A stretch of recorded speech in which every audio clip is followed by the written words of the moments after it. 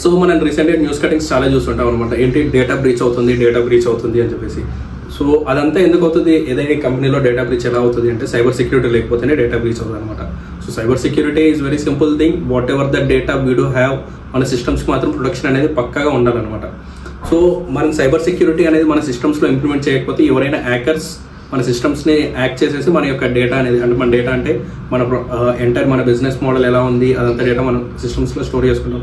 And secondary thing ఏంటంటే మన sales ఎలా ఉన్నాయి అండ్ కస్టమర్ ఇన్ఫర్మేషన్ ఇదంతా కూడా మన దగ్గరే ఉంటుంది అనమాట. సో ఎప్పుడైతే మన దగ్గర సైబర్ సెక్యూరిటీ కానీ సాఫ్ట్వేర్స్ ఏది లేకపోతే హ్యాకర్స్ ఈజీగా మనం యాక్ట్ చేసి మన యొక్క డేటా అంతా తీసుకొని వెళ్ళిపోతారు అనమాట. సో దానివల్ల ఏమవుతుందంటే మన కస్టమర్ మనం లూజ్ అవుతాం. ఈవెన్ సమ్ టైమ్స్ మన బిజినెస్ కూడా షట్ డౌన్ చేసుకునే ఆప్షన్ జరగవచ్చు అనమాట. సో అందుకనేసి సైబర్ సెక్యూరిటీ మాత్రం పక్కాగా మన సిస్టమ్స్లో బై డిఫాల్ట్గా ఉండాల్సిందే.